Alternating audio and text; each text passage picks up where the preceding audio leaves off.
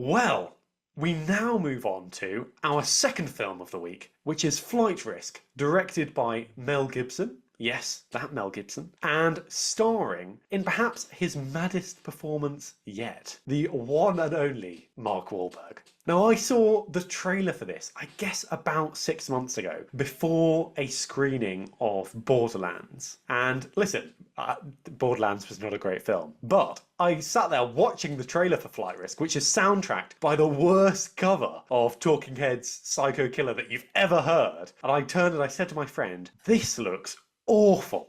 And then the name Mel Gibson came up. So we praised the trailer for The Brutalist. I'm going to immediately say the trailer for Flight Risk is awful. But Jake, tell me about the film itself. Is it a million times better than the trailer would suggest? This film is embarrassing. It's shockingly embarrassing of a movie. We talk about The Brutalist, which is so mature, so detailed, so intricate. This film is sloppy garbage. Absolute mess. When I walked out of the cinema, I turned to the poor cinema attendees there in Odeon in Richmond, and I said to them, if you guys get free tickets to see anything, don't watch that. Don't watch that mess. And I think that they laughed because it's absolute abysmal piece of filmmaking. It's lazy, it's cheap, it's terribly performed. And I was shocked because I completely forgot going into the film that Mel Gibson directed it. And then it came up and I was like, oh my gosh, yes, that's true. This film fails on many aspects. It fails because every piece of dialogue is the most cliched bit of dialogue you've ever heard. It fails on the laws of physics. You cannot for one moment believe that anything in this film happens or is able to happen due to us living on this planet Earth. The plane goes into free fall in an early scene in the film when Mark Wahlberg is first revealed, as is revealed in the trailer, that he is a secret assassin. And it plummets for like a solid 5, 6, 7, 10 minutes. And I'm like, well, that would have crashed in the first 2 minutes. How is it still free falling? It's like, gosh, gravity was not in effect then. The performances are absolutely stock, and Topher Grace, who's in it, who plays the sort of detainee, the whistleblower who needs to be in witness protection, he has a Jar Jar Binks quality to him throughout this film. And I like Jar Jar Binks. Don't get me started about The Phantom Menace. I'd much rather talk about that film than this, but he is just annoying. His character is then given emotional weight later that is not deserved because he is just, he is supposed to be annoying, but he goes too far. It's lazy. It doesn't have any nuance. Mark Wahlberg is chewing the scenery quite literally because he chews nicotine gum quite aggressively in the beginning of the film and literally chewing the scene. Michelle Dockery is giving a rather bland stock performance. And I know I'll ramble on a bit more because there's so much to say. The music's bad. The CGI effects are bad. It looks like they're in a fake plane. It never but once looks like they're actually flying. But I'm going to give you a little bit of fact. I looked it up before we started this review, Reuben. As you told me that The Brutalist had what, an $11 million budget. $11 million. This film had a $25 million budget.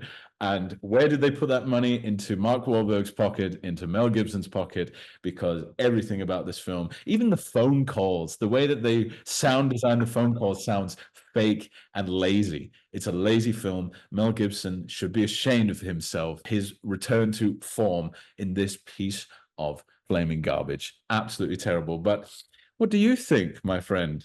Okay, so I don't completely agree with you. I actually think that there are some redeemable points about this because actually, I think it's a genius setup. Like, there is actually a fantastic, fantastic, fantastic film to be made about people stranded in the air without a pilot, having to get home, and it's all set in the cockpit. Like, that's a film I want to watch. And when you put in the kind of assassin mob plot line that we've got going on in there, I mean, that's quite good too. I like the idea that we're trapped in the plane for the entirety of the film. You know, it's great Hitchcockian style, you know, like we'll plant the bomb under the table and wait, you know, and make the audience stressed because they're waiting for it to explode. You know, it does that, I think, pretty decently. I did find sequences in this tense. I hate to say it. I know you don't agree. I did find myself involved at certain points in this. But the film is a tonal disaster because I have no idea, genuinely no idea, if this is a comedy.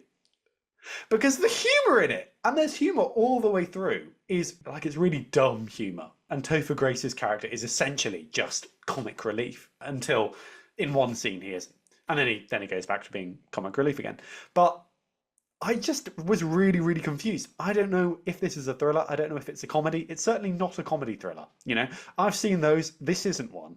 And, if you're going to be having, I think, Michelle Dockery giving a very good performance, actually, I think it's a very, very flat script that she gets. I actually found her quite compelling and quite emotionally engaging. I thought she was by far and away the best part of this film. But I don't understand how she can have been on set with Mark Wahlberg, who is, as you say, doing the most scenery chewing that anyone has perhaps ever done. I talked about Connor Swindells last week chewing the scenery in William Tell. Well, he's got nothing. He's got nothing on Marky Mark, who's, I think, famished. I would say it's the world's worst bald cap. But it's actually real. Like, he did just shave his hair every day. But he has, like, just the most cartoonish haircut. But his character is also a sort of very sexual version of the Joker at times. I don't entirely agree with you. I think that it has a trashy charm, honestly. I sort of enjoyed it. It's, those, like an airport novel, like a novel you would buy when you're going on holiday and you just want something to sort of half read on the beach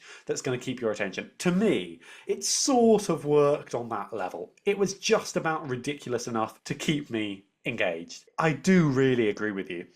I wouldn't spend much money on this. If you're looking for something that will be kind of so bad it's good, I think this might just tick the box, not least because it has possibly the worst CGI moose you'll see all year. So it's pretty bad. It's not the abomination that I had heard it was, and which I think you feel it is. So I was pleasantly surprised. I had an okay time, but it's not good. It's not good, fellas. See, I can't agree on your slight what how would you say, on the redemptive qualities that you see in the film. I can respect it. I respect you greatly, Reuben, but you're wrong, completely and utterly wrong, because this film, Michelle Dockery isn't giving anything to do, and the thing is, the way it's filmed is very, very bland as well. So like the blocking is tragically awful. But why would you spend so much money on this film, which is basically a bottle film? It's set in a cockpit, and you've spent 25 million on what? Okay, well, you've got these very established actors, but surely you could do something far more nuanced and far more intricate. As you said, it is a very interesting setup. You have to have some contrivances to get there. Why is there only one marshal on the plane? Why didn't they vet it? Why are there no other marshals there on the runway? I know it's a secret operation, but there would be other undercover agents there too. To me, it's like a really bad episode of TV, of the long-running cop show that's sort of run out of ideas. Oh, now where do we put them? Oh, in the sky. But it doesn't work because Michelle Dockery doesn't give a very tonally... Well, she's consistent. Everyone's performances are consistent except Topher Grace's. But that's the problem, is that when the movie is shifting so frequently, they don't bend with it. So therefore, it feels like, oh, everyone's giving a rather either flat or too much performance. And I'm not a big fan of Mark Wahlberg's performances in general. But this, I could put up with him, I guess, because he's there having fun. He knows what film he's in. A bad movie. It just looks ridiculous. If that was his own choice, why not? He's just having fun. He does say some really crass things, and he is trying to be that sort of maybe more like Jared Leto's Joker, which is never a good thing. But no, I'd give this, if we ever gave numerical rankings, this would be far in the minus. I just think it's a shame, because you've got an established filmmaker like Mel Gibson. Despite what you think of him as a creative, he's a very established filmmaker. He's made films that look like real films. This looks like, and no slander to these services, but this looks like a free movie you'd find on Amazon Prime, far down on page 6. For such a good concept, the writing is absolutely... It almost feels AI'd because it's pulled from any other film. I had a thought before we did this. I was like, could you make this film from clips of other movies? Could you do it? And I think, yeah, because there is a film that's like this. It's called Con Air, and it's better. And it's way better, far more interesting. And there's lots of chewing scenery performances, but they're more interesting, more engaging. And so, yeah, there's nothing more I can say about this film. Stay away from it. Stay away from it. Mel Gibson, get your act together. My goodness gracious me. What a tailspin of a movie this was.